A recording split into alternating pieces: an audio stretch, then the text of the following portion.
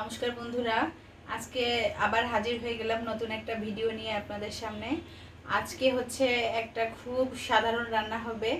আর আগে যে মা ঠাকুমারা যেভাবে রান্না করতো, হচ্ছে খুব কম মশলা দিয়ে তেল দিয়ে যেভাবে রান্না করতো, এইভাবে আজকে একটা রান্না হবে।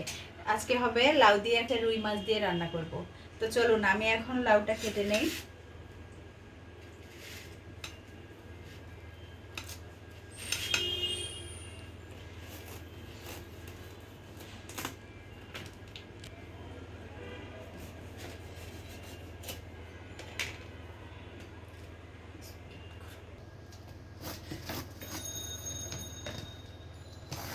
লাউ চিংড়ি হচ্ছে সব থেকে বেশি টেস্ট হয়।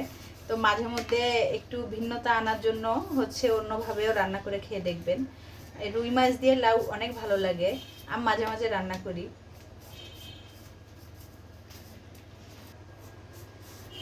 লাউয়ে কষ থাকে, তো এর জন্য হচ্ছে আমি একটু ভিজিয়ে রাখবো, না হলে হচ্ছে আবার হয়ে যাবে। এর জন্য আমি হচ্ছে জলের ভিতরে একটু ভিজিয়ে রাখবো কেটে, তারপরে একসঙ্গে সবগুলো। লাউ দিয়ে অনেক রেসিপি হয়। লাউয়ের এই যে যে খোসাটা দেখছেন, এইটা হচ্ছে সরিষা দিয়ে আপনি ভাজি করে খাবেন, এত টেস্ট হয়। এটার অন্য একদিন একটা রেসিপি বানাবো। আমার লাউটা কাটা হয়ে গেছে, এখন আমি ধুয়েও নেব। ধুয়ে নিয়ে এখন আমি রান্নার কাছে চলে যাব। তাহলে দেরি না করে চলুন রান্নার কাছে।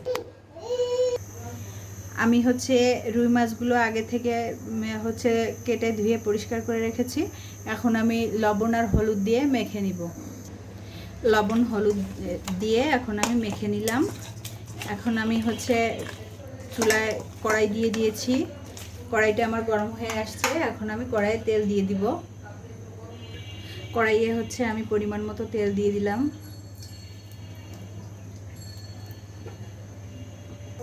কড়াইয়ে আমি মাছগুলো দিয়ে এখন সুন্দর করে ভেজে নিব।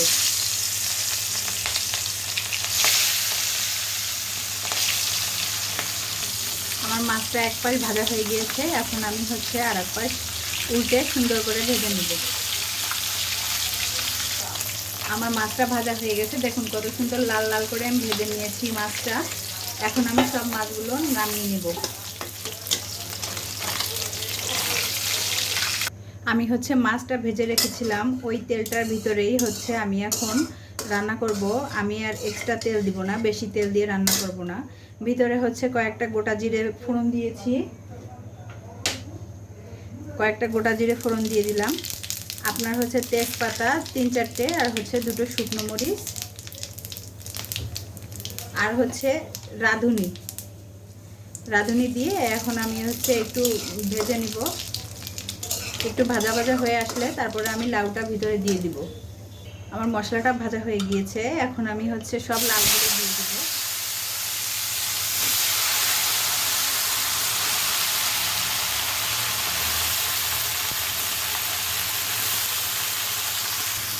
এখন আমি লাউ হচ্ছে সব মশলার সঙ্গে সুন্দর করে একটু মিশিয়ে নিব। লাউ এমন একটা তরকারি, আপনি সব কিছুর সঙ্গেই খেতে পারবেন সুন্দর করে যদি একটু রান্না করতে পারেন। এই রান্নাটা অনেক সুন্দর লাগে, খেয়ে দেখবেন একদিন। এখন আমি হচ্ছে এর ভিতরে 1 চামচ হলুদ, লাউয়ে বেশি হলুদ দিলে অন্যরকম একটা কালার চলে আসে, তাই কম হলুদ দিলাম। আর দিয়ে দিব 1 চামচের থেকে একটু বেশি লবণ। এইটা দিয়ে এখন সুন্দর করে মিশিয়ে নিব। লাউটা সিদ্ধ হওয়ার জন্য এখন আমি ঢাকনা দিয়ে ঢেকে দিব 5 মিনিটের মতো। লাউটা সবসময় চেষ্টা করবেন একটু ঢেকে ঢেকে রান্না করতে। ঢেকে রান্না করলে অনেকটা সিদ্ধ হয়ে যাবে, আর হচ্ছে আপনার রান্নাটাও তাড়াতাড়ি হয়ে যাবে। আমার তরকারিটা অনেকটা, লাউটা অনেকটা কষানো হয়ে গেছে, অনেকটা সিদ্ধ হয়ে গেছে। এখন আমি হচ্ছে এর ভিতরে কয়েকটা কাঁচামরিচ আর অল্প একটু জল দিয়ে তাহলে আমার রান্না হয়ে যাবে। দিয়ে দিলাম অল্প একটু জল। এখন দিয়ে দিব কয়েকটা কাঁচামরিচ।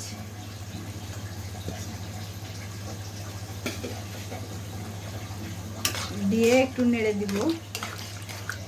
আর দিয়ে দিব হচ্ছে ভাজা মাছগুলো।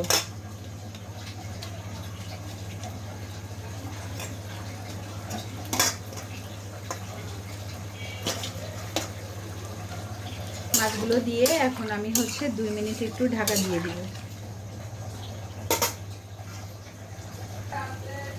এখন হচ্ছে আমি ঢাকা দিয়ে দিব, ঢাকা দিয়ে 2 মিনিট রান্না করে নিব।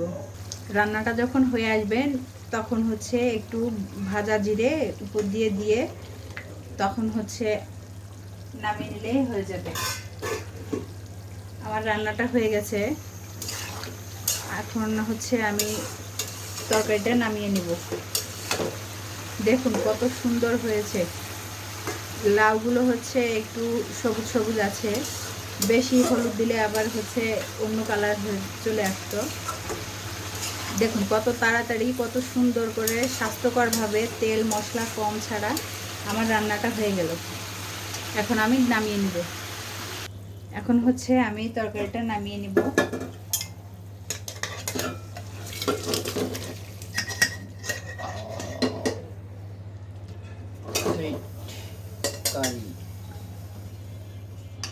দেখুন কত অল্প সময়ে সুন্দর আমার রান্নাটা হয়ে গেল। কার কার এমন স্বাস্থ্যকর হেলদি খাবার পছন্দ আমাকে জানাইতে ভুলবেন না। আজকের মতে আর ভিডিওটা বড় করব না। যদি আমার ভিডিওটা ভালো লেগে থাকে প্লিজ সাবস্ক্রাইব করতে ভুলবেন না, লাইক কমেন্ট শেয়ার করতে ভুলবেন না। আজকের মতো আজ আর না।